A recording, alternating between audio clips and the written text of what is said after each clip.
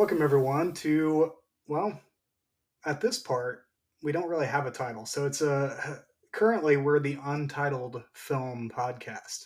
Um, we may come up Yeah. with a title, maybe, but as far as we're concerned, that may take a few episodes. Who knows? We may figure it out this episode. But yeah, I'm Blake Collier. Some of you may know me from other podcasts, all of which have failed.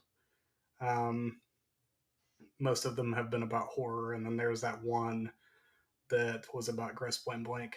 Um, and it is on hiatus. I still want to bring it back, but we actually want to produce that one well, and that takes money. So, um, and time for both of us. So eventually we'll get back to that. But for right now, I am starting this grand adventure with another good friend of mine, Jamison Barsotti.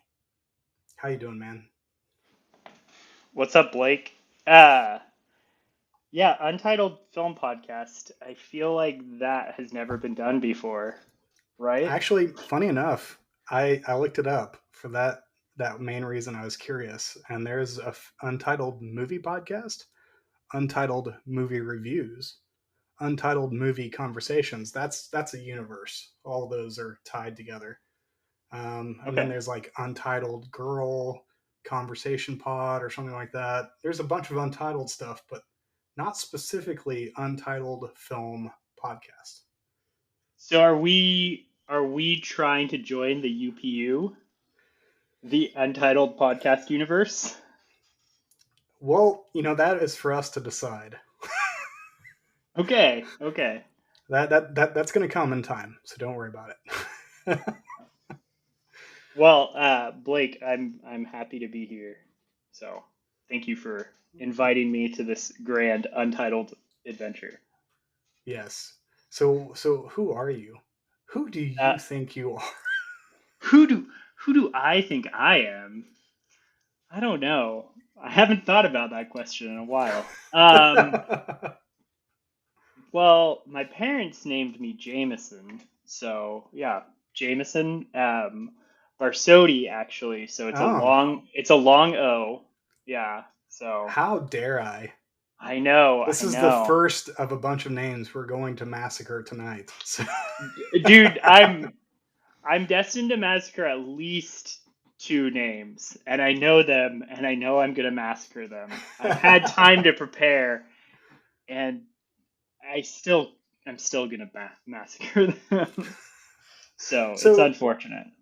okay, this is a good starting point, so people can get a feel for us as human beings, as just normal on the ground working types. What do you do for a living?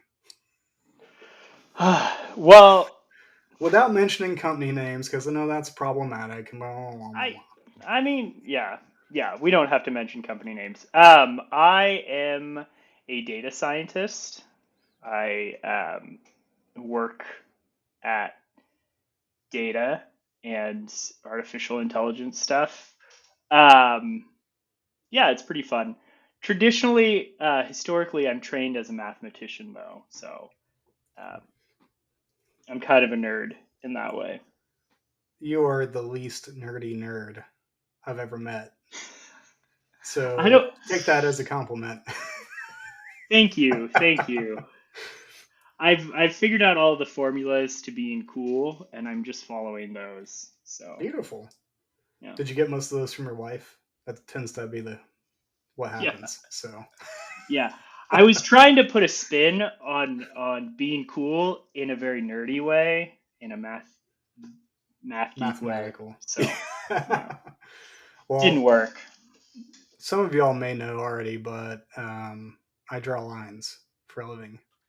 Occasionally, I get to come home from a long day work, and I get to tell my wife, "Hey, wife, I drew a circle today."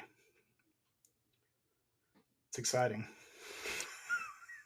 No, I do drafting. If you've ever seen a set of blueprints for a building, I'm the one who puts those blueprints together and not really prints them out anymore. That really isn't a thing anymore. Usually, it's digital at this point. Now the people on actual sites have paper, but yeah, up until that point, you very rarely see paper. So yeah, that's what I do. We are both working stiffs, um, and we're going to bring every bit of that to this podcast. So Specifically the stiff part, yes, right? exactly. Yeah, We're yeah. going to make this experience, especially in the first episode, because I told Jameson before we started, this first episodes are always the worst. We're going to make this as painful for you as a listener as we can. So if you heard the teaser, you know that it can be painful, and it's going to get much worse. So just hold on. Speaking of stiff, what are you drinking tonight? I am drinking a Minnesota distilled rye whiskey, and I don't remember the name of it. It's Norse, which is part of the reason I bought it, and part of the reason because it was Minnesota.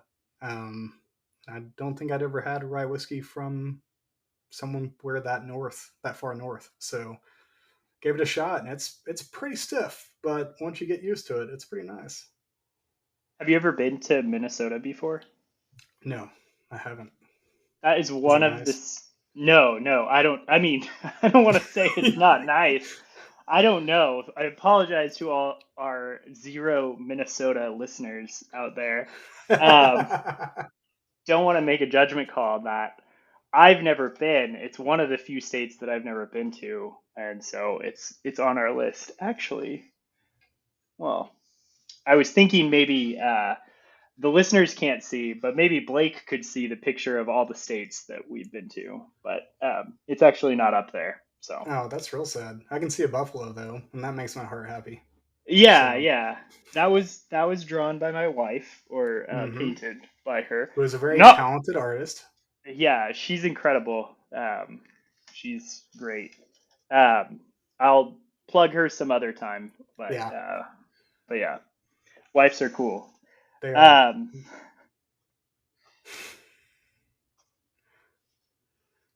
So, what are you drinking? I am drinking a gin drink. Um, it has some Earl Grey infused simple syrup in it. I don't know. I just had some limes and that simple syrup and some gin, so I threw it all Nice. together with ice. Well, I mean, not every. I feel like drinks like that are not good if they're neat. You almost have to have ice in them because you need a little temperature boost. Absolutely, absolutely. So, about this title situation, what have you come up with a couple of names? Because I've got a couple too, and Yeah. I've heard some of yours, but I want to hear if you there's some that I haven't heard yet. So, I don't think so. My most recent one, I just texted you, and by your reaction, I don't think you loved it. But no, it's mainly because I don't understand it, oh, but mainly the Captain Falcon oh, reference. I'm yeah. I'm stupid when it comes to like video games slash hero superheroes slash whatever. So No, that's perfectly fine. Captain Falcon is a character from F1. Um, uh, no, F-Zero. Oh my gosh, I that was like a data science thing that slipped in.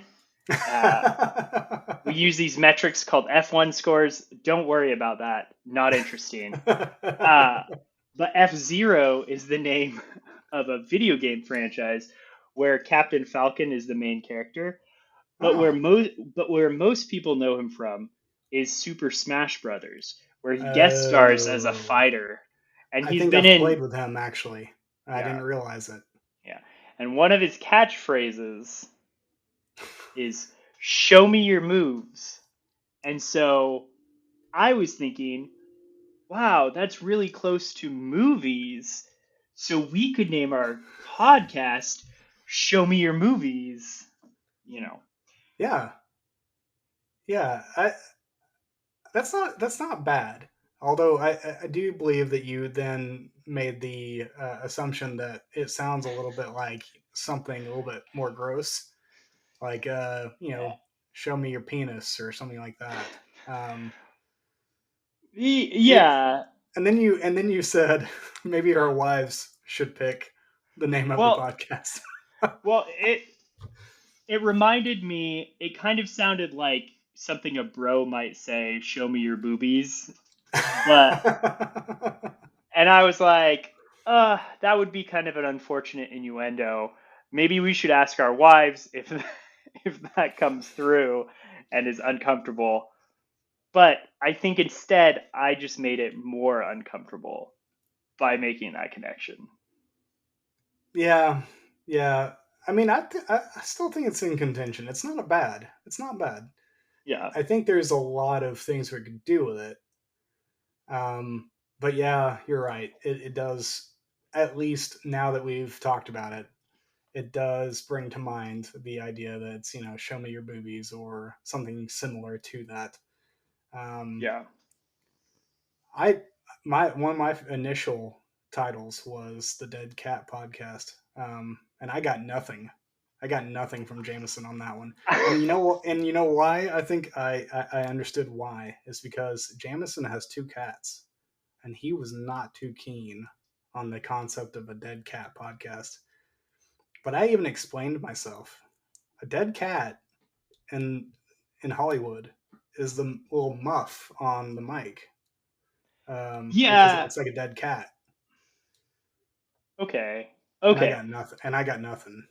That was that was my bad. That was my bad. Yeah. I mean, I do have cats. I have two cats. Uh, to kind of bring it back to movies, they're named after movie characters. I Hmm. have one named Nobody, and the other one is named William Blake. Extra points if you get that reference. But I love them to death. They are great cats. They are wonderful. They've stayed at Blake's house before, Yes, so they have. yeah, there's an uh, interfeline connection there. And Um, and and little do the listeners know, I actually am a cat person. hmm, hmm, So we yeah, actually plan on getting Seamus, my son, a cat at some point. So yeah, yeah. nice. I enjoyed having Nobody and William Blake here, even though they kind of hid most of the time. Yeah, they were on a cross country road trip, so Yeah, they were not feeling new anything. They were places. Yeah, just yeah. yeah. Nobody is a little more adventurous, but yeah, they do hide. Um, I think what it was you just caught me at a time where I was in the middle of something and then I forgot to respond. So I It's apologize from the bottom of my oh heart. no, no, no. You don't ever apologize. This is podcasting. This is no holds barred. You don't apologize. You This just is go for it. Go podcasting. for the throat. There's no apologizing in podcasting. Did you That's see a Tom? Yeah, nice little callback. I haven't seen that movie in so long. Oh gosh, me neither. I I'm not sure. I wonder if it would hold up. I can't Maybe. decide. I mean, I feel like all the actors in it are pretty like well known today. Yeah, They haven't faded into obscurity yet. You've got Tom Hanks, you have Madonna. I Gina guess like Davis. Yeah, Gina Davis. this is kind of. I mean, the last thing I recall her doing was the first or the Exorcist TV show. Yeah, I never watched any of that. Was it good? The first season was. I never watched Okay. past that, but Yeah. it was Yeah. fun. Yeah, I like Gina Davis. Yeah. And then I guess we haven't really heard from Rosie O'Donnell recently. I don't know. Has I think she been canceled? I don't think so. I think that Okay. maybe she just wasn't interested in doing famous things anymore. I don't know. Was she on Uh, The View or something? yeah, for a while I think she had Okay. her own show there for a bit. Yeah, I remember that. Uh, all I remember was her shooting like like slinky balls into the audience. Okay. It was Okay. kind of weird, but Yeah. that's probably beside the point. Yeah. So we've got okay, yeah, the point is names. We have two names so far. We have Dead Cat and we have Show Me Your Movies, which I can't say with a straight face anymore. Because we've And ruined it. yeah, we've definitely ruined that one. Let's let's just keep workshopping that. Okay. I think there's something out there that's going to beat those two, but we'll hold on to them. We'll keep them in our pocket just in case, and we'll come back to them if we can't find anything else, or we'll keep the title we currently have and become part of the UPU as you called it. The UPU. Yeah. Um, so yeah. Do you want to? Oh yeah, I guess I should ask you something real quick, Jameson. Since we're about 16 minutes into the podcast, um, I need to ask if you consent to me recording your voice and putting it on a recording to send out to the public. I mean, the way the way you asked that made it seem like you're going to use my voice for nefarious means. No, I'm not that smart. Okay, It's then just that consent is a very important thing these days. I mean, I'm just trying to cover bases. Okay. I I can I definitely consent. Jameson's getting really uncomfortable. If you could see what I'm seeing right now, he's looking down and he's averting eye contact. I'm drawing circles, Blake. You're very familiar with this. This is true. I have seen him draw circles. He does it quite well, actually. No, I don't. Uh, bad joke aside, um, do you want to get into the movie that we chose, or that I chose technically? Because we're going to be alternating choices of movies. I somehow conned my way into being the first one, and I chose a documentary because that's the kind of BS I like to do on first episodes. And not only did I pick a documentary, I picked probably one of the most meta documentaries ever. Uh, it's a documentary called Cold Case Hammarskjöld from 2019, I believe. Am I Yep. correct on that? Um, Yeah. by the director Mads Brugger, and he has done some other films, including another documentary, I believe. I haven't seen any of his other stuff though, so I don't know what I think of the rest of the stuff. But I watched Cold Case. Let's see, probably as soon as it hit streaming, a few weeks after it hit streaming, after it came out in 2019, and was blown away by it. Mainly because I hadn't seen something like that like before and in a documentary format. There's this specific turn right in the middle of the documentary that just blew my mind.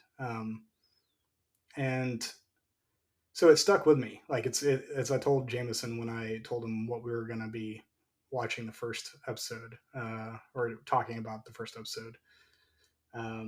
He was like, or I told him, this is a podcast or God, this is documentary that I think about often, especially because of the subject matter and what ultimately the documentary is about. These two men who are going out to search and solve who killed Dag Hammarskjöld, the um, UN president.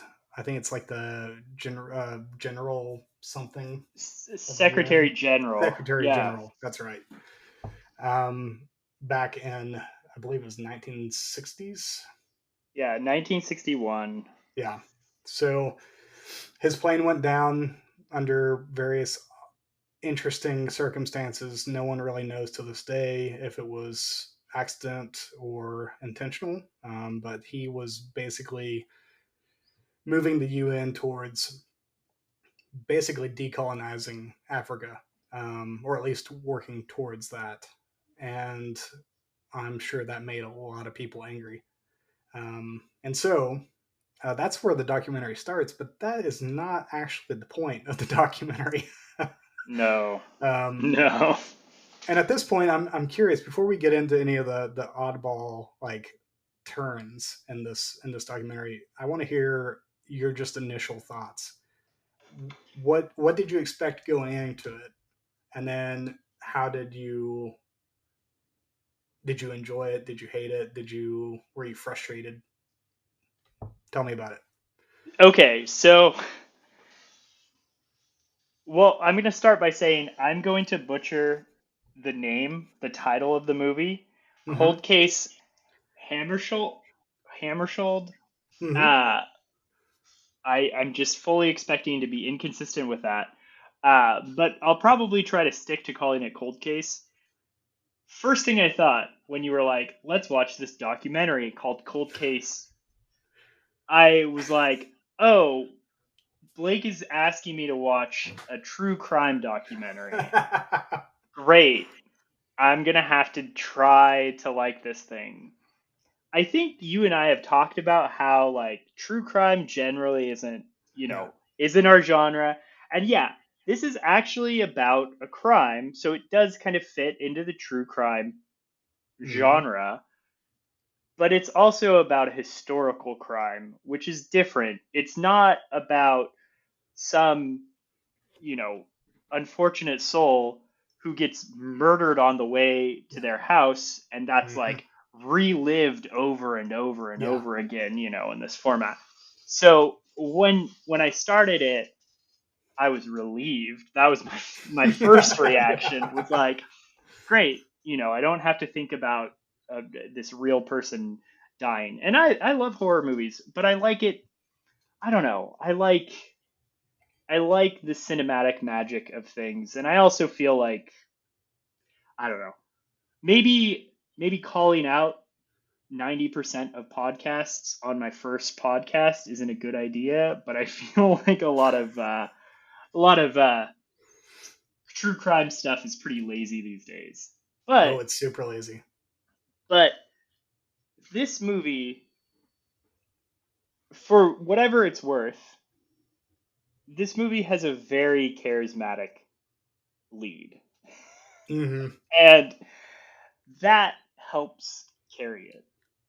I mean, Yeah. the story is fascinating, but the first thing you notice is this guy, Mads Brugger, he's just so off the wall, and he has, he's not like yelling or screaming or anything like that. He's very measured in how he says Mm-hmm. things, and how he does things, but then, he's like, okay, we're gonna go out digging, and we're gonna take these hats because we want to look this specific way.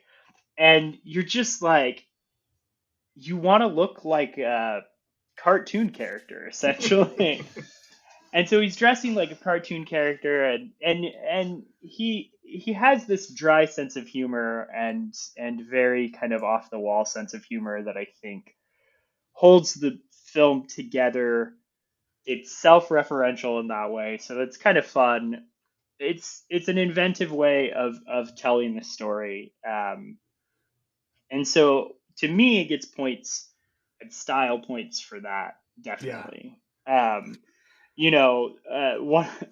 one of the when you were talking about how Hammarskjöld was like a threat to these countries, there's this like kind of cut that they do where they show all of these like UN powers just looking very, Yeah. very, dour. And I'm just thinking like, were these countries actually having problems with Hammarskjöld, or were these just fun cuts of these people? Yeah. But it Exactly. fits perfectly, and he talked about how Hammarskjöld was like this cartoon character, and I think there's this scene where you see him like holding a cigar and like saying lines from movies or something like that, or saying things that, so I think it presents the material very well. at least very entertainingly. So Brugger definitely has a gift, and I haven't seen any of his other movies either, but it was definitely enjoyable. Yeah, Yeah. yeah. I think what I like about the way Brugger basically organized this documentary was from the very beginning. One of the first things he says, and he's so the way it's set up is the first thing you see is Brugger all dressed in white in two separate hotel rooms with two separate black typists, and they are ultimately typing the what seems to be the script of the or at least the notes for the script of the documentary. So he's basically going through the whole story through as they type it. So that's how it starts. Like you're already almost meta at that point.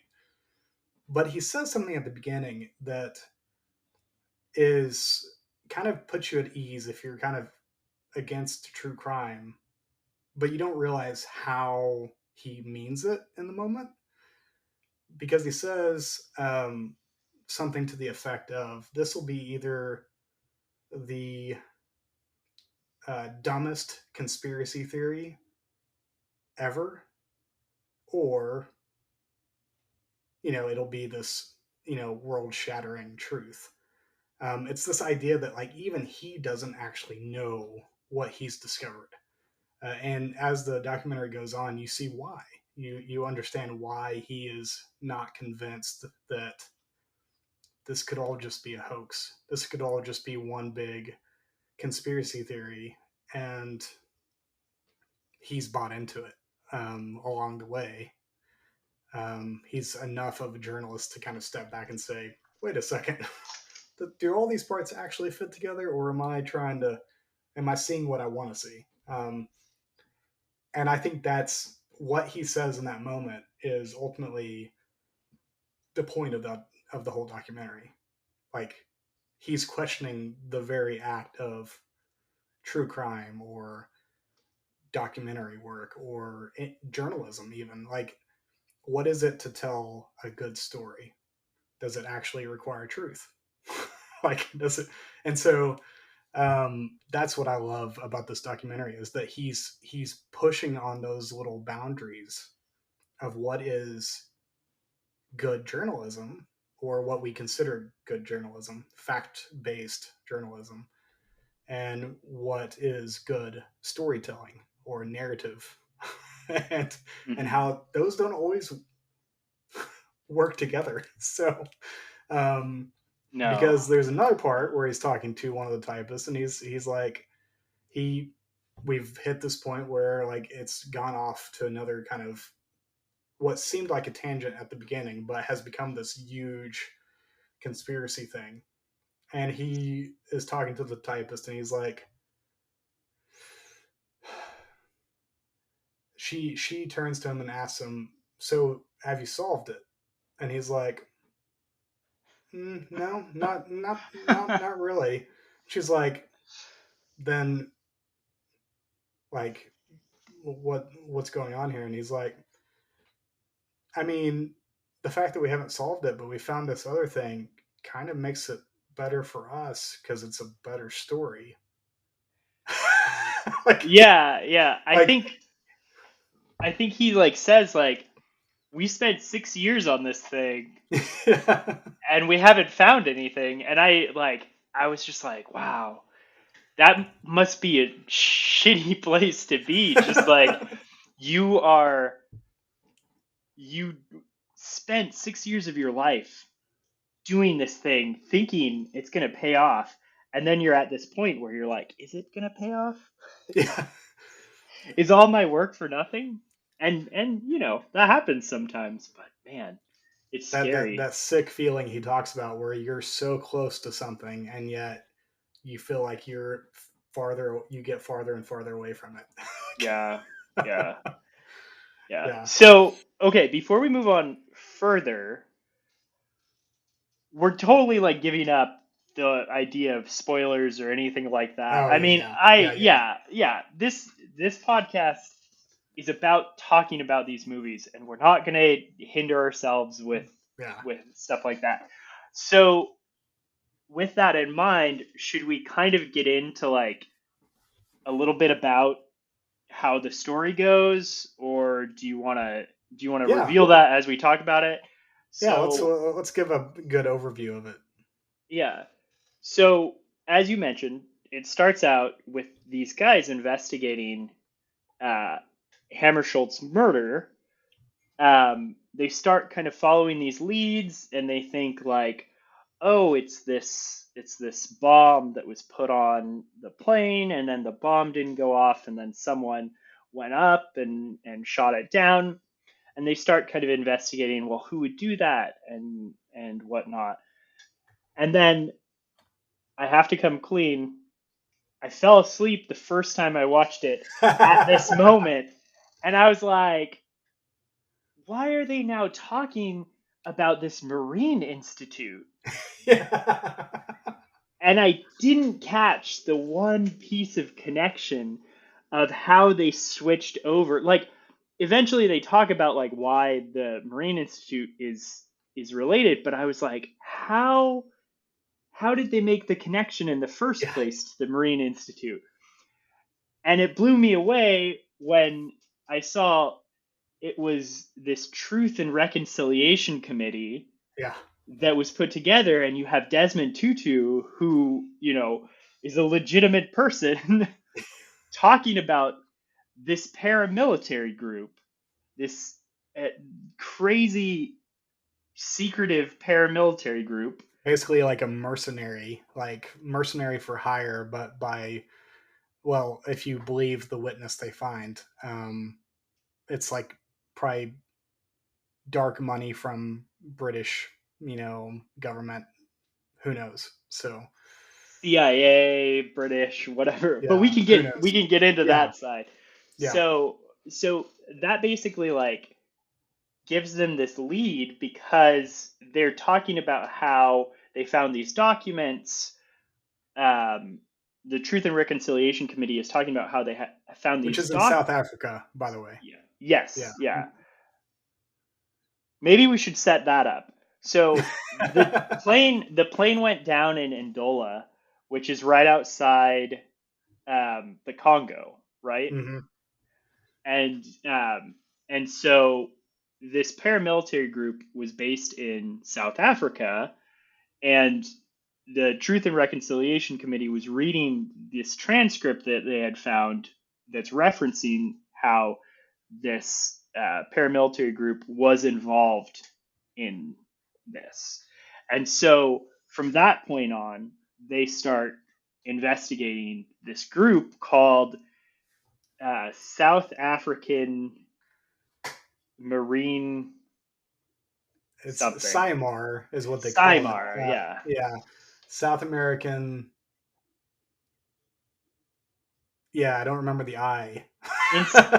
Institute of There you go. Yeah, yeah. Marine, Research. yeah, Cymar, yeah. Yeah. So yeah, and we have these vague characters that are the head of the Cymar Institute. Um, Maxwell, who is the big guy who apparently liked to dress as in the 18th century Commodore dress during major occasions, like um, things like that. They have this one picture of Maxwell that they have on their phone that they show all these people. That's the only picture we have of Maxwell the whole thing, and you're just like, he looks like someone who would be a Bond villain. Hmm. Yeah, Yeah, yeah. No, Bond villain. I never thought of that. That's a yeah. good point. Yeah. But as they keep digging into this Cymar, they start to basically how they come across this wider conspiracy that they kind of start uncovering is they find this listing for basically ex-military mercenaries wanted that was put out by Symar. It was a wanted ad, basically, and they had a list of names that responded to that ad, and so they start calling these people, and they're doing this in the car as they're driving around South Africa, and most of these people are not wanting to talk about it. They give them the cold shoulder. They either hang up after saying maybe a trite words or something, and they just shut down. And so they get to a point where they start finding these people's houses and seeing if they can interview them in person. They're trying their best to dig up as much information about Seymour as possible, and they get to this one guy, Alexander Jones, um, who is becomes almost too willing sometimes, too willing to give up all he knows about Seymour. And the last probably quarter of the documentary is really heavy on their interview with him, breaking open this wider conspiracy about some of the stuff that Seymour was involved in, um, which is some really brutal stuff. Yeah, yeah. I think they so they follow that up, and then they find this lead. It's actually an ad that Simar posted about Mm-hmm. finding information about the death of Dag. Um, I forget. Yeah, It's this young female researcher that they had who died very young. So I think she wasn't even 30 yet. Uh, yeah, she was stabbed to death in daylight, yeah, left behind her car, like in at her apartment or something like that. yeah, yeah. And then so they kind of do a lot of research on that, and they find some leads with her brother and her mom because apparently they all had kind of contact with Maxwell and some of the people in the Simar Institute. But I don't know. Should we reveal right now the big conspiracy? Yeah, go for it. Yeah. So the big bombshell, though, after you kind of follow all these deaths that are related to Simar, was that you I also feel like the first time this is mentioned in the movie, it's just mentioned kind of nonchalantly, like, oh Mm-hmm. yeah, we were into this. Yeah, I think Alexander Jones like mentions like, oh yeah, we were into spreading HIV to black people. And then Mads Brugger's like, what? Wait, what? Can you say that part again? yeah. And he's like, yeah, we did that. And then he's like, well, how did you do that? Well, we did it through inoculations. We did Mm, it through pretending that they were vaccinations, yeah, and we just spread the AIDS virus throughout the continent. And then you're like, what? And and I'm so I know we're going to talk about this more, the role yeah. of conspiracy, but like this was actually the first time that I had heard about that. Yeah, and maybe that's just because I don't like read a ton of conspiracies, Hmm. but yeah, I was like, whoa, that's crazy. So, Yeah, yeah. It's nuts, and part of what makes it, because I think you're right. The first time it's mentioned, it does feel almost nonchalant. It's like a bombshell, but it doesn't go off like it's a dud. And then something happens, and I don't remember exactly what happens, but it gets mentioned again, and I think it has something to do with the way he's talking to the typists in the hotel room. hmm He's almost like he's breaking the news to them, and you have to remember they're both African hmm women, and so he's explaining what Simar does, that they would open these supposedly philanthropist clinics in order to help, African people get health care and all this stuff, but really they're injecting HIV into all these people in order because of some vague white supremacy or colonialist agenda. And I think it's the look on their faces. It hits harder because Yeah, here's this almost he's like you said, he is just a very odd, like strange white dude, and he's like yeah, yeah, breaking this news almost like in his normal fashion, and they're just like their heads like turn and they drop, and you're just like, and at that point, I like that's I think it's literally that setting up of the documentary, especially in those hotel rooms with him and those women who are African descent, typing, hearing this whole story and going through this whole conspiracy as to why, that is brutal. Uh, because this is huge. Now, we don't actually know. A lot of scientists say that this is not actually a possibility. That so HIV yeah, doesn't actually survive through like vaccinations and to stabilize it enough or long enough to actually inject it in a vaccination. There's a lot of um, scientists who would disagree with this what ultimately most people call a conspiracy theory. Um, certainly, but I would certainly. suppose it's an understandable conspiracy theory, and that's where I think Yeah, it's interesting.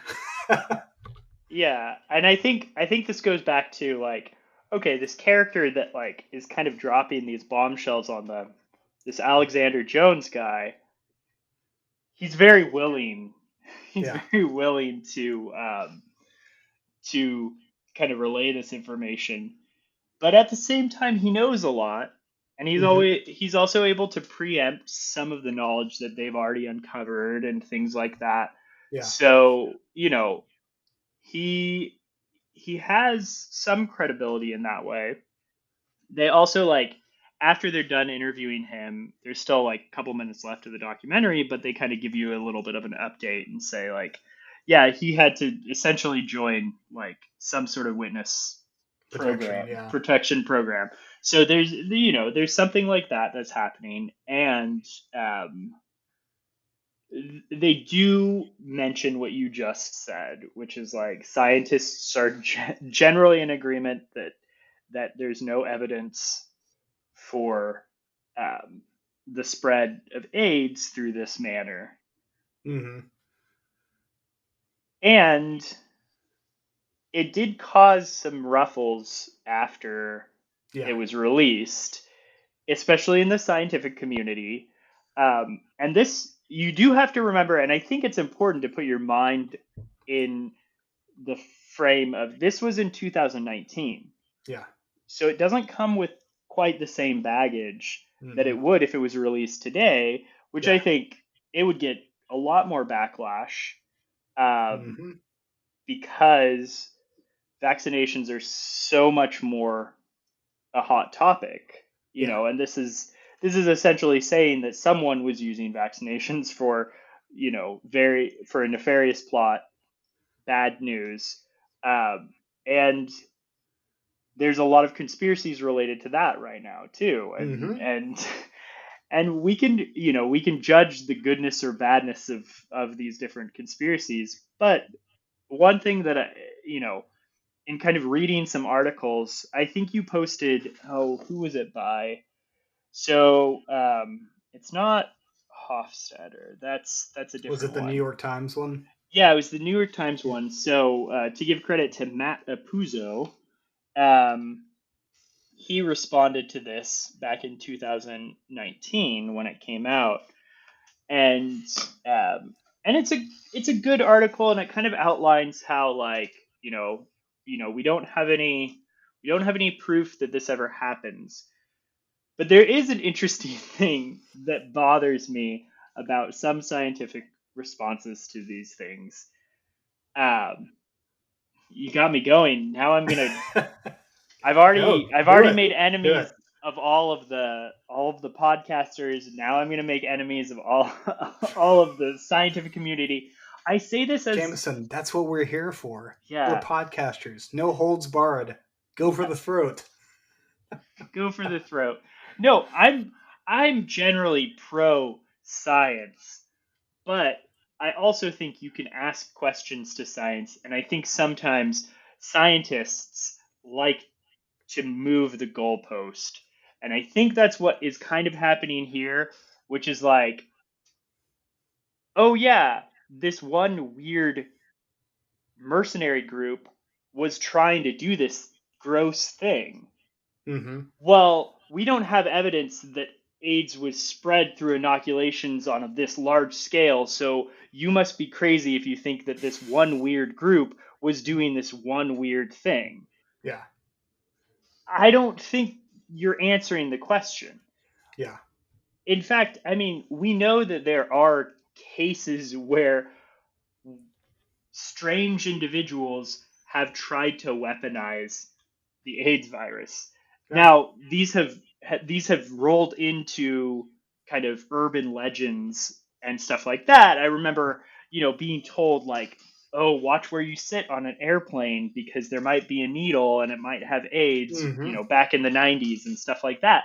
And yeah, that's not real. Like that's not going to happen. Yeah. But things like that have happened before in Unless you're doing very hard drugs, and then it yeah very well might. yeah in very small scenarios, and Yeah. it's not crazy for me to think that there was this one guy who thought he was an insane Bond villain Yeah.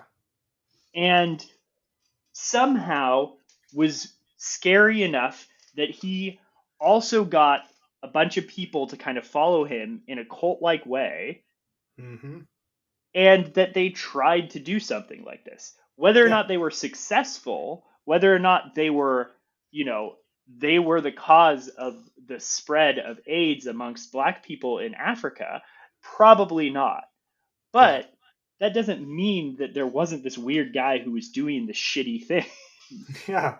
Well, not only that, but don't motivations count? Like, Yeah. I mean, it doesn't matter if it worked or not. You should be upset that this guy was trying to recruit biologists and scientists to make it happen. Hmm. I mean, who cares if it worked or not? That's a whole nother issue. But the simple fact that he was trying to do this should be enough reason for Yeah, yeah. And I feel yeah, like I I've had enough rant against the scientific community for tonight. that is ladies and gentlemen, that is the sound of Jameson stepping off the soapbox. Yeah.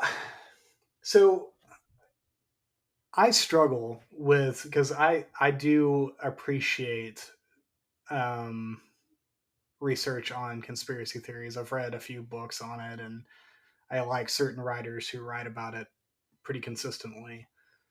Um, and the thing I find always so compelling, and I think what this documentary gets at so well, is that the line between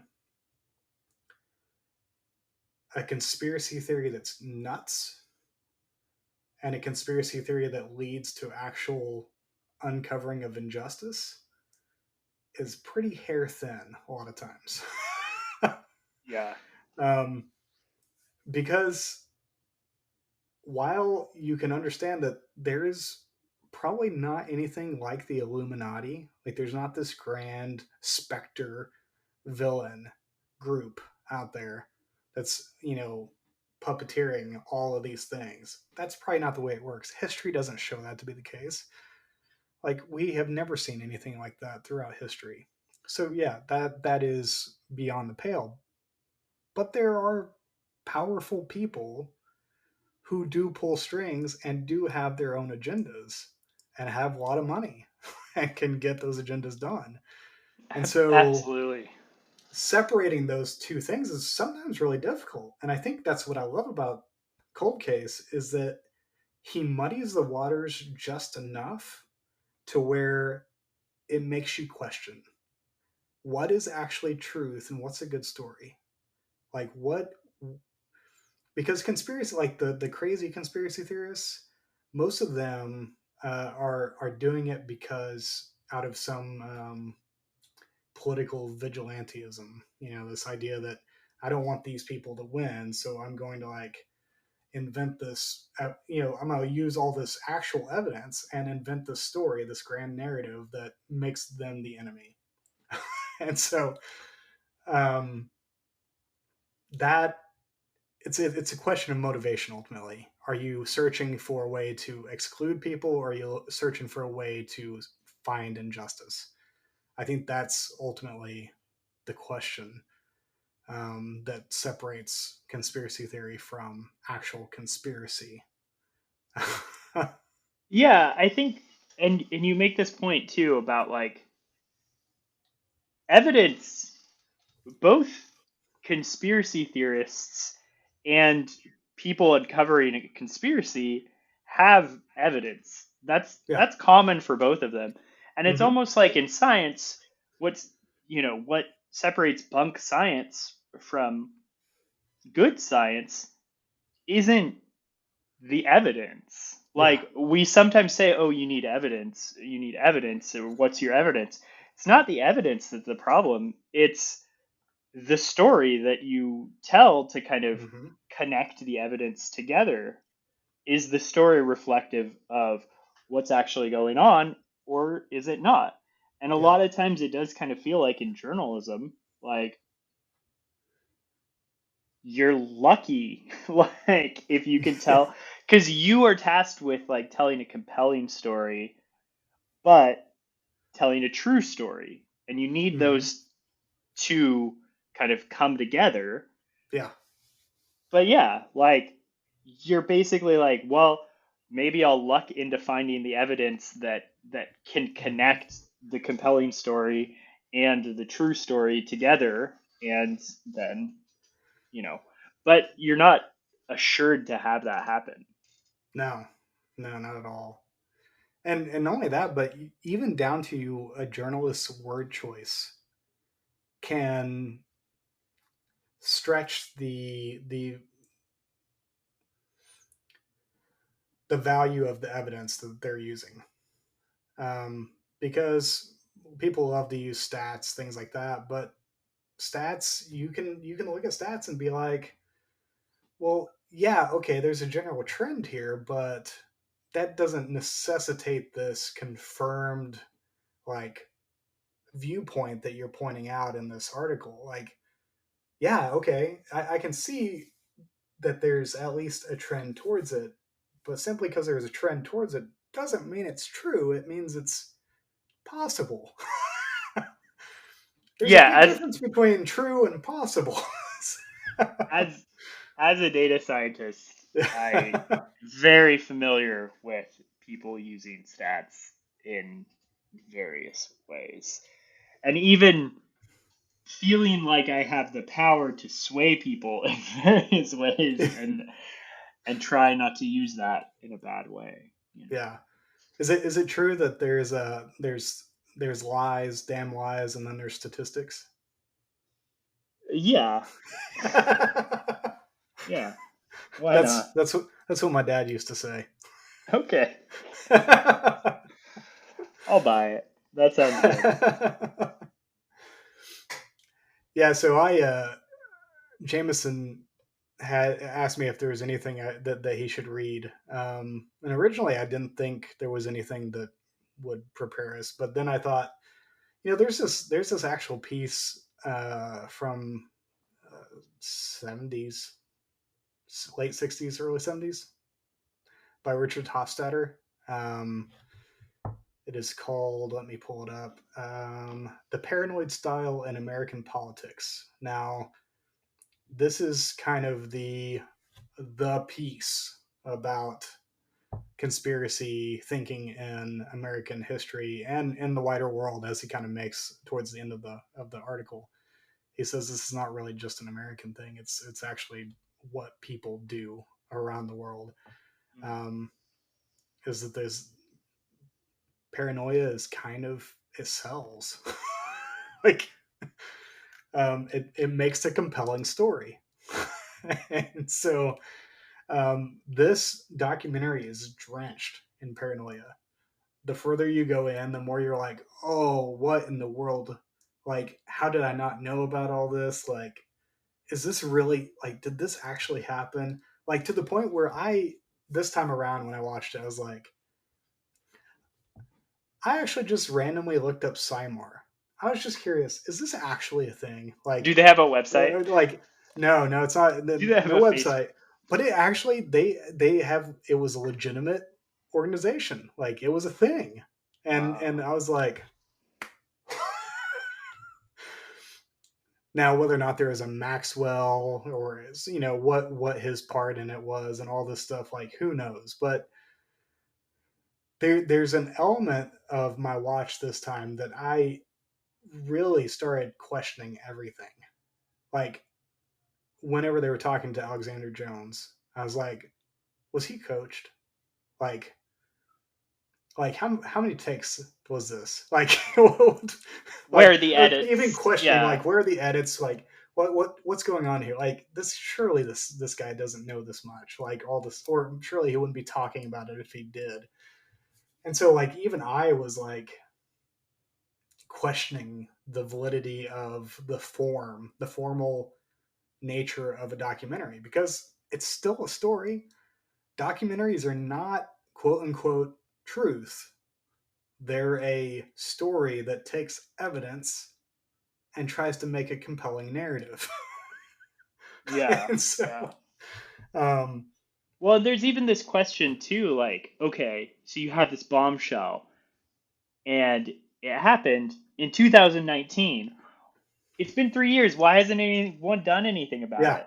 But exactly. like, and that gets you to question things. But then you also realize that like, if these things are true, people don't want you to know about them. Yeah. Like, and that gets back to the paranoia. And I do think like I think that there's a line in the documentary that made me laugh, or like a part where they asked the CIA for some documents, and the CIA is like, "Yeah, we have those. We're not going to give them to you." Yeah. You're like, you're trying to feed into this paranoia, like you're building it. Yep. Yeah. Which is what the CIA does. I mean, Yeah. and they, I mean, it's whenever you hear about MK Ultra and stuff like that, like that stuff happened. Like documented cases of people given LSD without their not formal knowledge. Like this is the CIA. Like, Well, to so circle you're just back, thank you for asking me my consent on this yes, podcast. yeah, yeah. You're not You're welcome. slipping me into a podcast without me No. knowing and putting it on the internet. you're Very, you're welcome. You're very welcome. much appreciate that. Thank you. Yeah, yeah. And that's the hard part. Like, especially in an age of such intense polarization, like we're so quick to shut down anything that even hints at conspiracy theory. Understandably so. Like, I'm not actually saying like QAnon is the way, the truth, and the light. No, no, those people are crazy. What I am saying is that maybe, just maybe, we should listen to them instead of ignoring them, and maybe they'd stop being crazy. Just saying. Like, Hmm. if we don't react negatively, maybe they'll stop talking at least. Perhaps, Yeah. yeah. or we Yeah, go down the rabbit hole too, which I suppose is a threat too. who knows?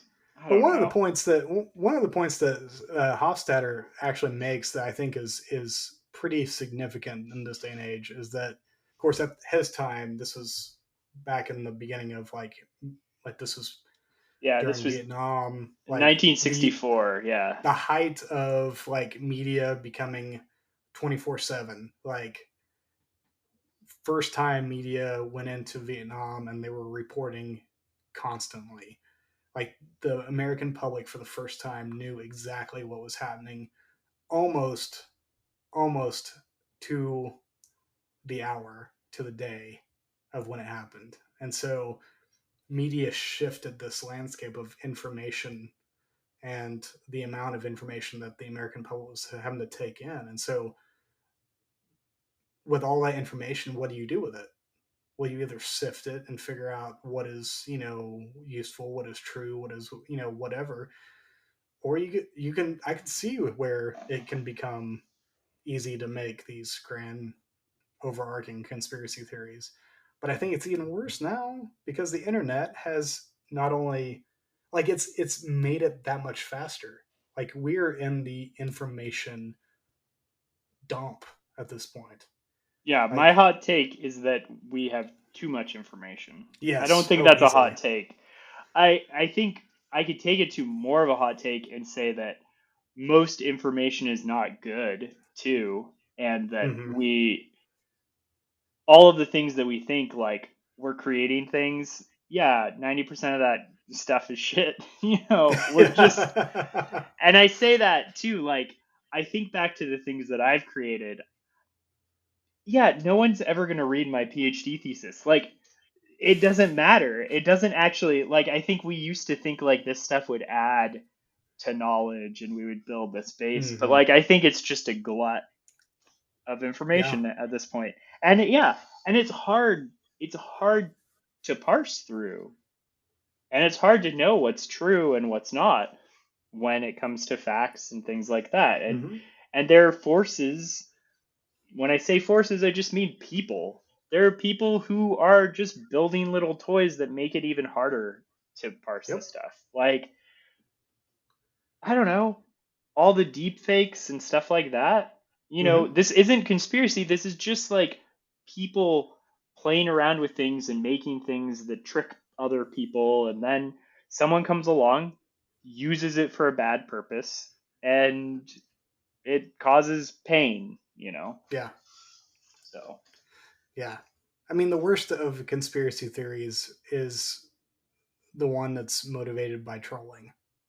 mm, yeah, yeah. Uh, So, I think maybe you were gonna get to this too. Like there was this line in that piece, and you sent me that piece about the paranoid style, and I thought it was interesting. I'm trying to find it. I just had it where he talks about how this term, he says, of course, this term is pejorative, and it's meant to be. The paranoid style has a greater affinity for bad causes than good, but nothing really prevents a sound program or demand from being advocated in the paranoid style.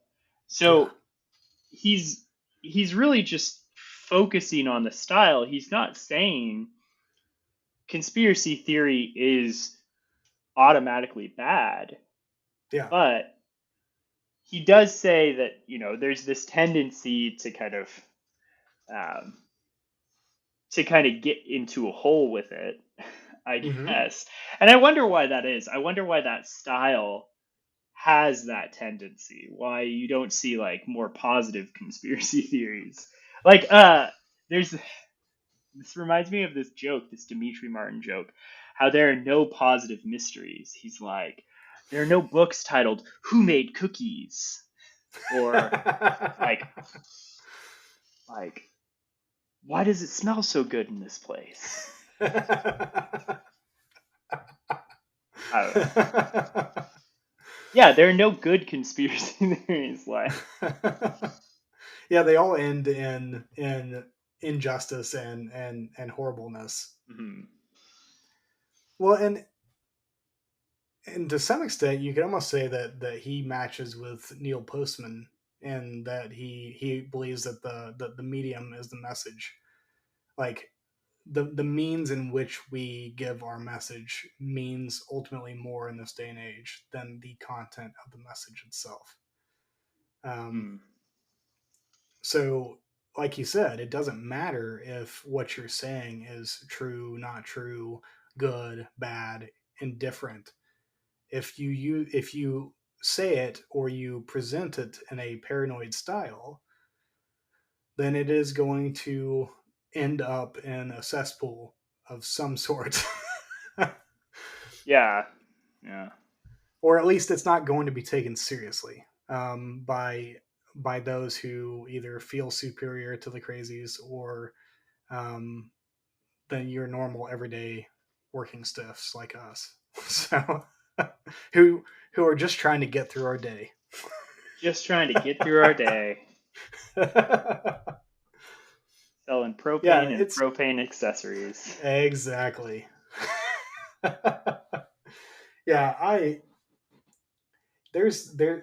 think there's, especially if QAnon continues to be a thing, I think you're going to see a lot more analysis and research done on conspiracy thinking. You're already seeing a uptick of books and articles about it, but like I actually want to see someone either update, Hofstadter or Postman and people like that, and really investigate what makes us as human beings want to tell those kind of stories. Because I think it's in all of us. Like I think given the right day, all of us are going to turn into the guy on Falling Down. Remember that movie, Michael Douglas, Yeah. where he has a bad day in traffic and he just loses his shit. Oh man. We're all one bad traffic jam away from just being a batshit crazy. No, I think about that. I think about that, and I think that gives me, you know, that gives me pause too, especially when I get the, when I start thinking about like, judging these people or like saying like QAnon is bullshit. Sure, we can Yeah. say that, but like the people who are like investing their lives in this, it's really sad, and they're real people too. And Mm-hmm. I'm, one bad rabbit hole or Twitter fight away from, you know, going Yep. down a crazy rabbit hole too. And yeah, I think we like to think we're better than that, but any one of us can be taken, you know. Well, that It's and Hofstadter makes the case that he's like, those people use real evidence.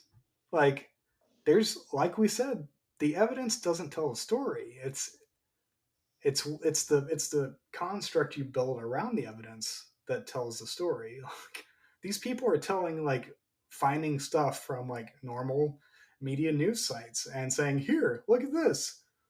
This ties into this, blah blah blah," and they're using their red yarn and like their thumbtacks and like pictures on the wall and whatnot, going, but they're using actual evidence a lot of times, stuff that you and I read that we're like, oh, that's interesting, but they just take it one step further and say, but this means that Hillary Clinton had a sex trade in a pizza shop.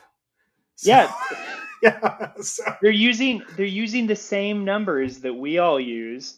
They're yeah, just assigning Jesus Christ to them. yep, and exactly, and yep, you know, that's right. yeah. It's a, Um it's there's a religious hysteria to it. yeah. So there was this interesting thing, and I was wondering, I have this question, and I'll tie it back to the documentary too. Um, Hofstadter presents, and I should apologize too. That article is really long, and I Oh, just it's didn't super have long. I didn't have No, time I to finish it. yeah. Don't worry, I'm gonna get you back with a really long article. Um, Yes. so. that will tie into the next movie. Um, but I don't know. I lost lost the train of thought. Um, getting it back. Hofstadter was talking about how the style kind of evolved too. Like Hmm. it started with, I think he talks about like, okay, it started in the anti-Mason, Yeah. Catholic realm, where it was it was like this people who like were trying to protect their own. Yeah. They had this land and they wanted to protect it. And so it was almost like, you know, xenophobic in that way. Hmm. But then he talked about this evolution where now he's writing in the 1960s, so McCarthyism is in full swing, and he talks about how it's embedding itself in these people who think they've lost something. Yeah. So they instead of being afraid of the outsiders coming in, the outsiders have now taken that thing away, and they feel disempowered in that way. Yeah. Hmm. And so it's kind of this evolution. Now we're in 2020, and we're talking about Mads Brugger, who is like an adventurer Hmm. going out looking for these things.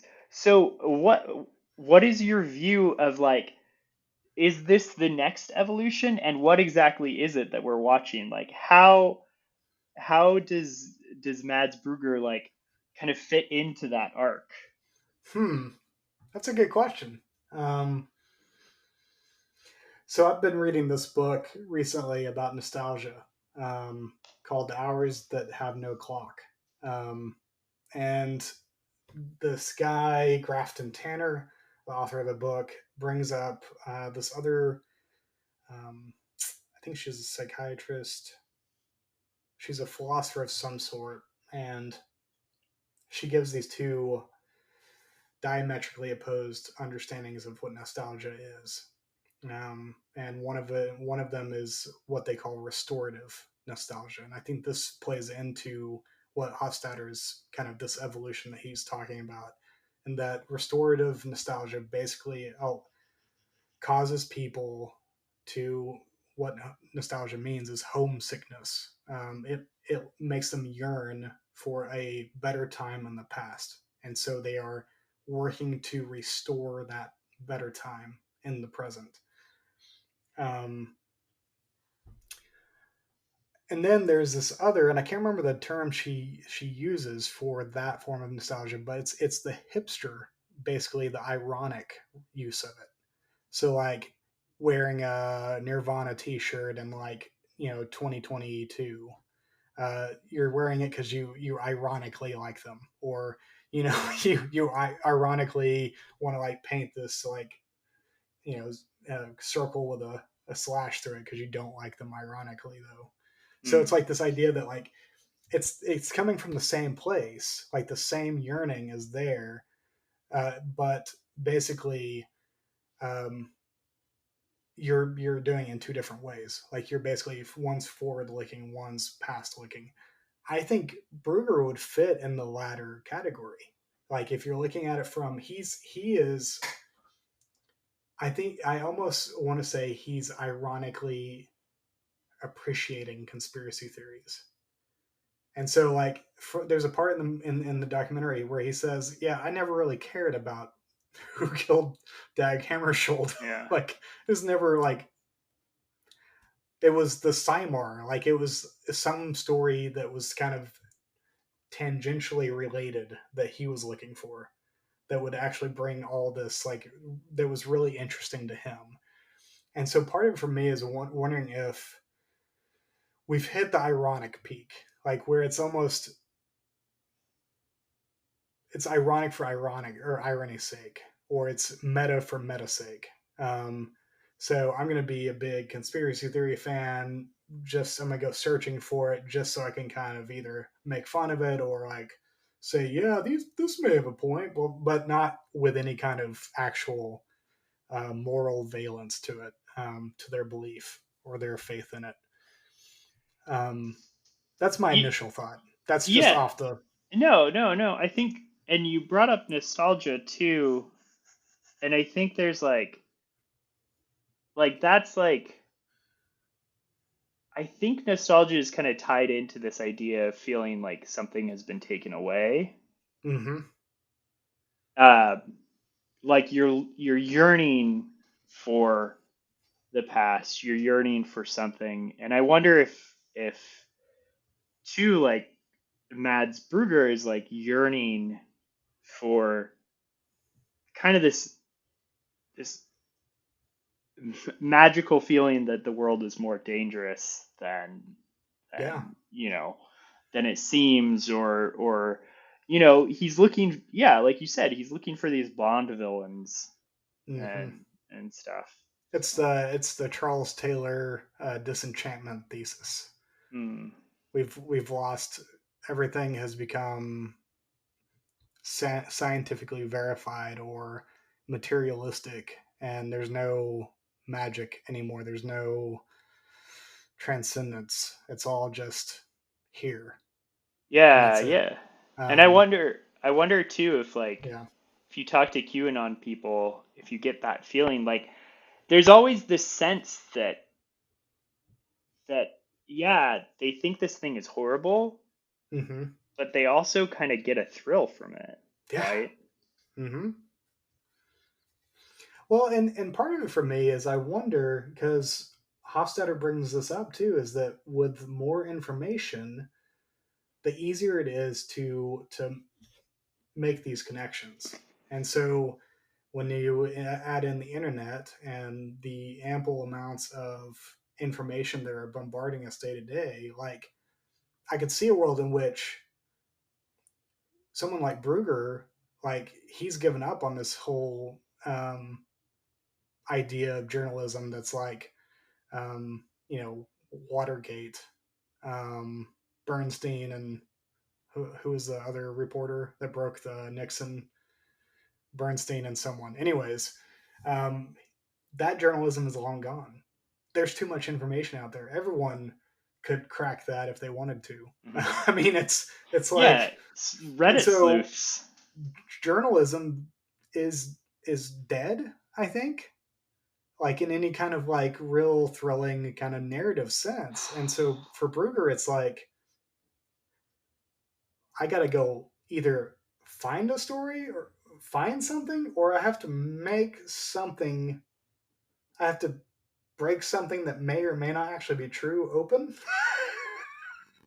in order to make it compelling for journalism. Blake, I have to compliment you on your shirt. Um, Yeah.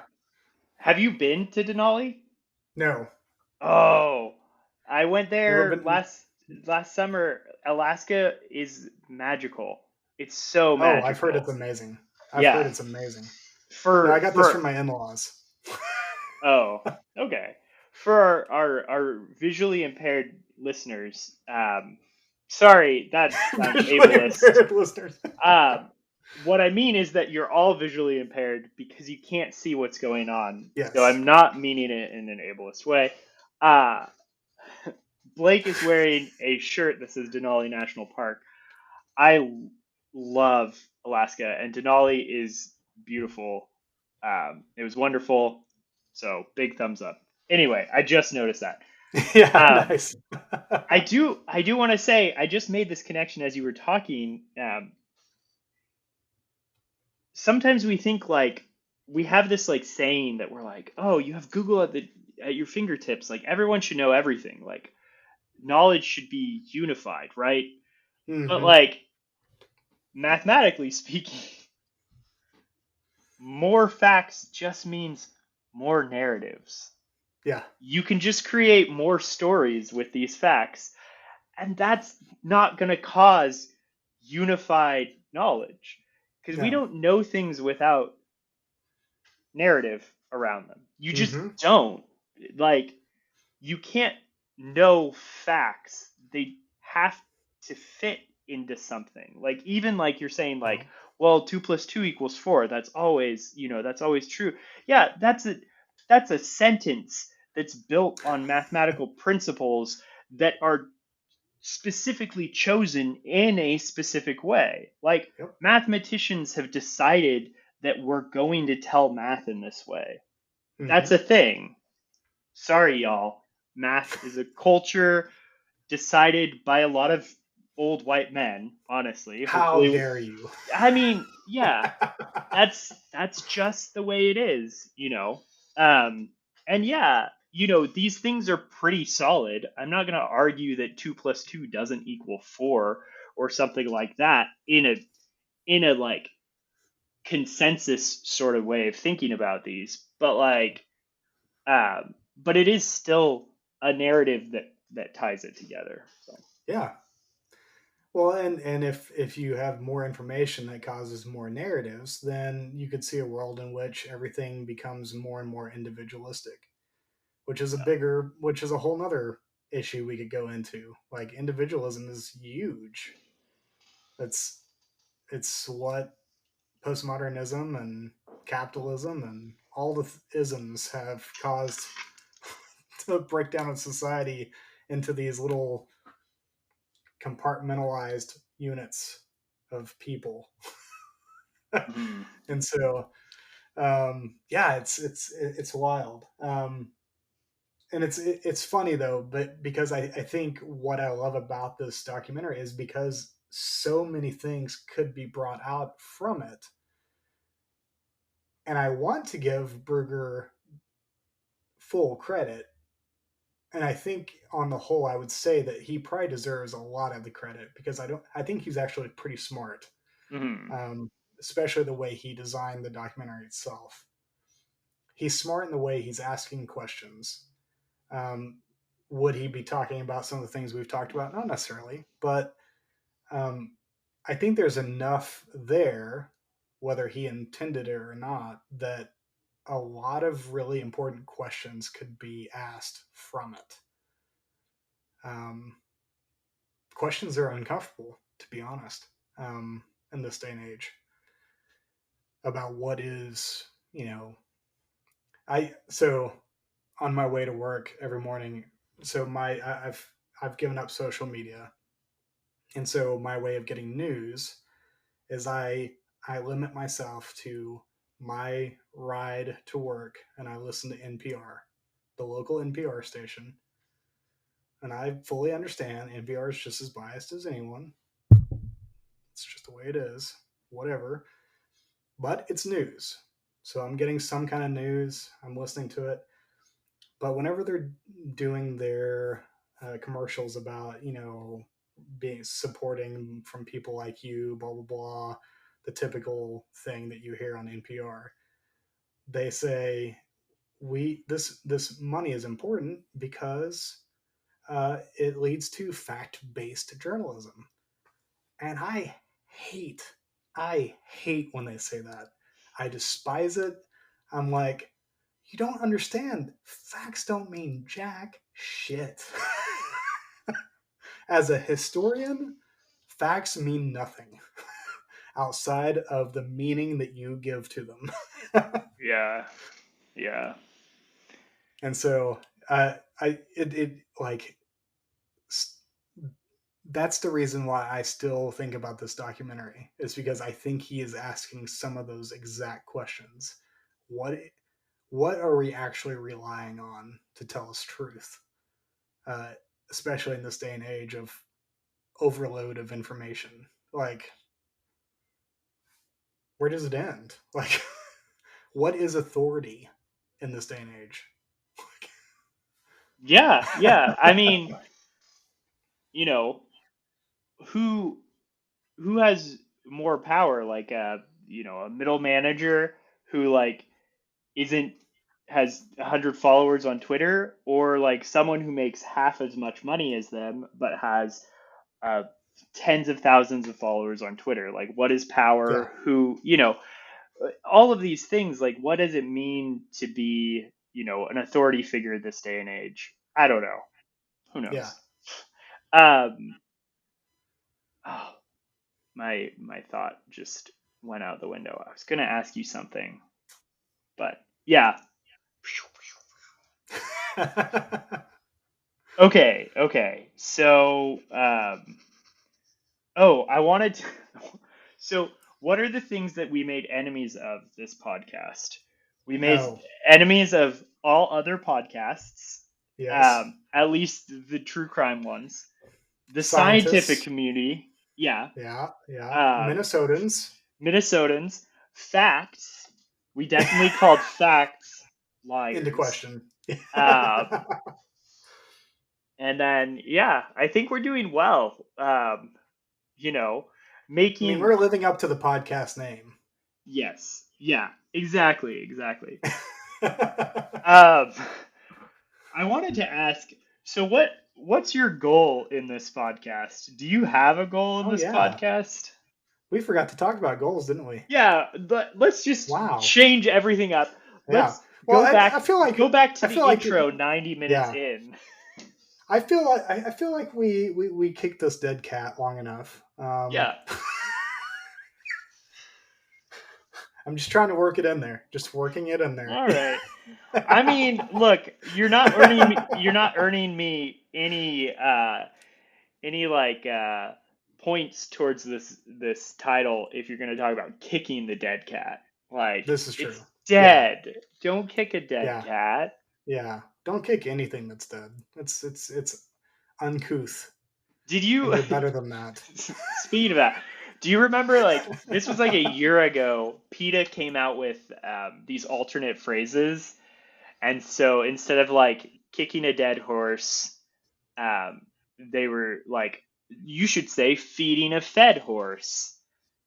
Don't Uh, continue doing that. There was one I always remember that's like, don't say kill two birds with one stone. Say feed two birds with one scone. So oh my gosh. I know. These are hella eye rolly, but Yeah. Eye rolly in speaking a of way that only PETA could do. yeah, speaking of the paranoid style,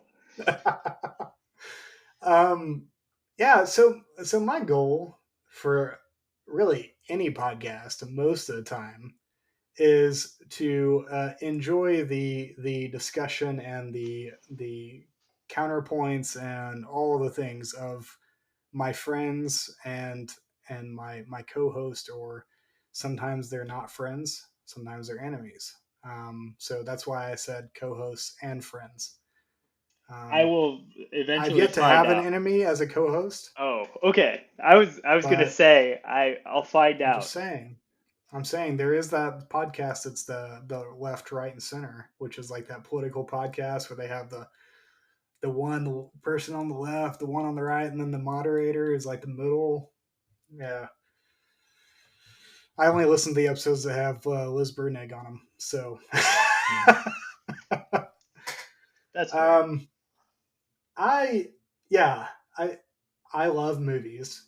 I in I feel like since my son has been born, which was a year and a half ago, my movie intake has dropped significantly, and I gave up. I quote unquote gave up film writing um, about a year ago, and um, and I lost what I considered my anchor to writing, and I had a brief drought period. So I'm kind of excited to get back into thinking about film and just talking about ideas that come out through film.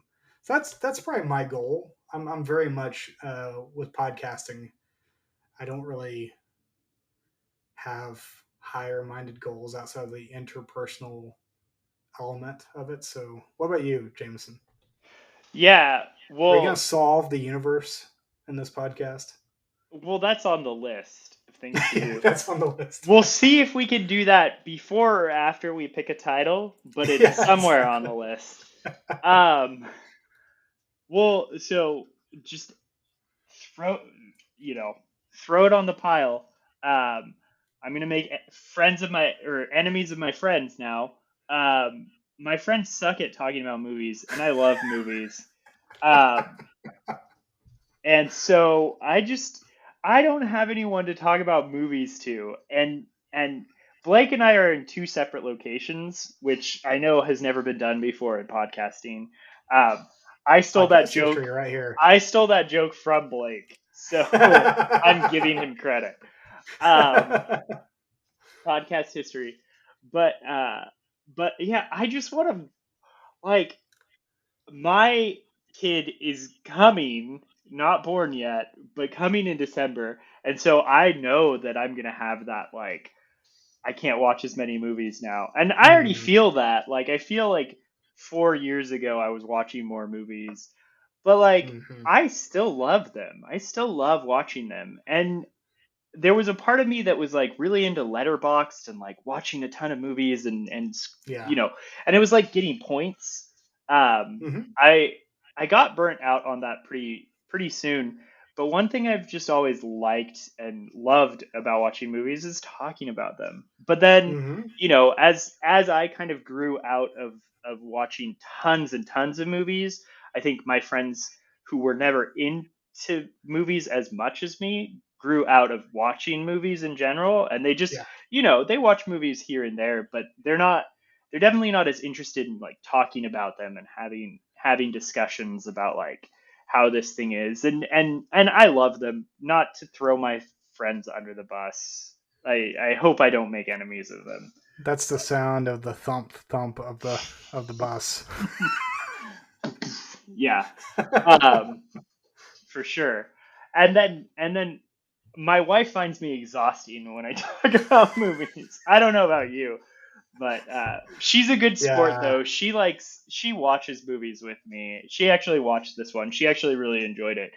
Um, Nice. she's totally into conspiracy theories and true crime. So Yeah. this was like perfect Sweet for spot. her. So yeah, but yeah, That's awesome.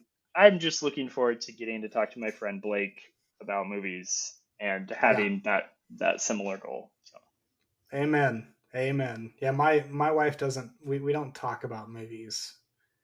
She reads what I write and says, "That was interesting," or "That was good." And that's it.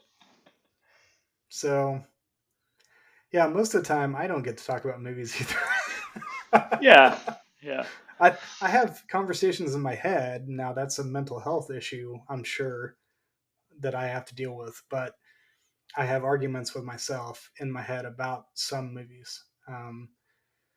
Which brings up, like, I feel like since we've gotten our goals out of the way, we're kind of wrapping the podcast up.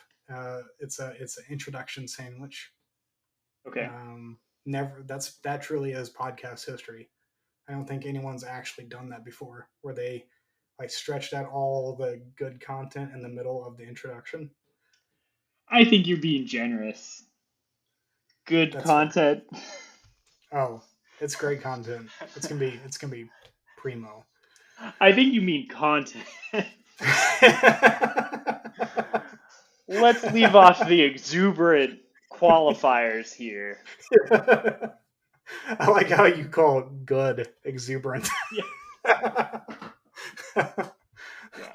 Best damn podcast ever. Uh, yeah, so Jameson, I picked this one, which means that you pick the next one. And just so our listeners know, we still haven't figured out the how often we're going to do this. Um, I know for certain that Jameson and I will both be out of the country in the next couple of weeks, and so In it's separate probably not going to places. be, yeah, in separate places. Yeah, because we can't be seen together. I'm trying to get as Um, far away from Blake as possible. yeah. Same thing. Same thing. I'm just trying to get away from Jameson. So yeah, I we probably won't be recording another one until next month, to be completely honest. And so there's a world in which we do it monthly for now. But we've been pushing ideas back and forth, and we're considering some things that will we'll let y'all know about as we move forward. But yeah, Jameson, what are you forcing me to watch? So, um, And you I said don't, that I might not have actually seen this. maybe I don't know. Maybe you have. How Okay. how familiar are you with Andrew Bujalski's films? That's the second name that I said I was gonna butcher. So, two things. One, never heard of him. Okay. Two, never heard of him. All right. All right. Um, so his most recent movie, I think, was this movie called Support the Girls. That was Oh, kind I've of heard of it. okay. Heard of it. But that's That's actually really good. And then he did one before that called Results. Um, and so let me set this up a bit. So a it. couple Okay. weeks ago, this guy from Google was like, "I've been talking to our chatbot, and it's sentient." Did you read this story? I I heard about it. Yeah. Okay. Uh, it's pretty wild. It's pretty Yeah. wild. It's not true. It's not sentient. That's, I think, He has a pretty low bar for sentience. yeah. Speaking of characters, I think this guy fits in the Mads Brugger universe of people. Like Yeah. he definitely he's like a Christian mystic priest who Ah. thinks this thing has a soul. Now, I actually think that's an interesting question. Maybe it does have a soul, but it's definitely not sentient. Well, And I mean, Sting and the Police said back in the 80s that there is a ghost in the machine, and we all know that the only ghost that exists is the Holy Ghost. mm, yeah. So, So with all of this, wow, like, that joke just kind of landed with a thud. I don't, Bam! man, I don't know police. I'm sorry. I know Sting, I but mean, yeah. I mean, mm, eh, the Police are better than Sting, but yes, I know Roxanne. That's it. Sorry, yeah, you know everybody every knows. breath you take. Yes, I know One that about song. the stalker. Yeah, it's a stalker song. Unfortunately, I know. That song. Um, okay, so this was in the news and people were talking about it. And so I was thinking about it, and I was kind of talking it over with some friends too, like this. And so it made me think, what movies would be a good choice? And there's this Mm, movie by Andrew Bujalski called Computer Chess. Have you seen it? no. So Computer Chess, it's this weird mumblecore sci-fi movie set. Mm, It's retro sci-fi, so it's set in the 80s, and it just follows these nerds as they compete with their programs, their computer chess playing algorithms. So nice. it's about this story about these people who do it, um, and there's this kind of underlying theme of at what point are these programs sentient? When do they Oh, become it's actually interesting. It's kind of weird. I think you seen like uh, oh, he did the Last Days of Disco. I'm blanking on oh, his. I know. Yeah, I know who you're talking about, but I don't remember his name. Yeah, it's like Whitman something or Yeah, couldn't tell you. yeah. Um, he, I feel like Andrew Bujalski is kind of like a modern lo-fi version of that guy. Gotcha. So they kind of have a similar feel. But this one, I've been meaning to revisit it. I really liked it when I saw it. Maybe it's terrible, actually. I could have, been out Well, of how my long ago mind. have you seen it? I think it came out in 2013. I probably saw it 2013, 2014. So, Okay, so it's you're gonna be seeing it with new eyes. yes, Yeah. probably. Okay. Sweet. But but yeah, I I'm excited about that. Yeah, that sounds like a blast. yeah, I think it'll be fun. And I'm not trying to find movies that you haven't seen before. I know that this one kind of went under the radar. So And let me guess, yeah. you're gonna make me read the sentient article, right? No, I'm gonna make you read. I'm gonna make you read. Do elephants have souls? Which is an Oh, article I've been meaning to read, but fuck, it's fucking long. It's really long. Sorry. Uh oh, I this has the explicit tag on it, so we can cuss. That's yeah. Oh, well, yeah. No, I was apologizing not for my cussing. I was apologizing for how long this article is. You know what, Um, Jameson? Fuck you. yeah, You're yeah. welcome. You're I'll I'll send you that. But I mean, I didn't even finish the Paranoid Style, so you don't have to finish it. But I think oh, it's an article about about elephants and kind of if they have souls, sentience and memory and thoughts and I think oh, that okay. ties in kind of nicely with the discussion of when will a computer program also do that too. So yeah, Sweet. yeah, I I'm think excited. yeah, it'll be good. I'm down. I am It'll be down. good or it'll be bad. Who knows? Oh, it'll be no. There's no way this is gonna be bad. Well, I Like mean, if it's I can good, see then World in that's which it's just there. yeah. That's as bad as I think it's gonna be. So I'm not sure I can handle the exuberance of it being good though. So um, wow, wow, man, this is gonna be good shit, man. It's gonna be good shit. good shit, good shit. Well, do you have any parting words I don't. for I our don't. listeners? I don't think so. I think I used up all my words. I think we both did. I'm proud of us. We made it. We made it an hour and nearly 45 minutes. I think that's a good first step. Dude, if anyone makes it to this point, you are a champion of champions. Like I have no idea who you are, but if you do, drop in and say hi, you know? Yeah, we actually so that's a good note. That's a good point. Thank you for bringing this up. Is that if you go to our Anchor website, then you can leave a voice message and we will put it on the podcast and we will respond to it. This is a thing that will happen. This will be part of the show. So if you want to just drag us through the dirt, we will play it. We'll take it like the men we are, the working stiffs we are, and we'll just let it ride off of our shoulders. No biggie. But if you have great things to say about us, we will bask in its glow. Yeah. If Um, if you want to drag us though, do it in like a compliment sandwich. Like yeah, tell Blake that he has pretty eyes.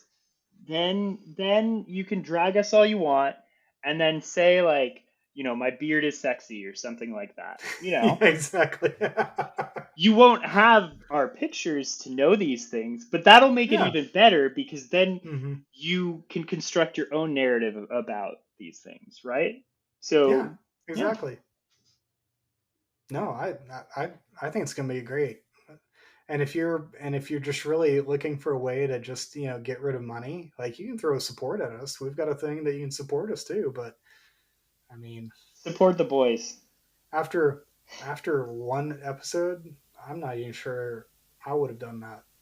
So, I would. Don't sell yourself short, Blake. I If you've made mean, it this far, then it's like kissing on the first date. I mm, mean, really, like I'll kiss you on the unless first it's date, really Blake. good, unless it's really good.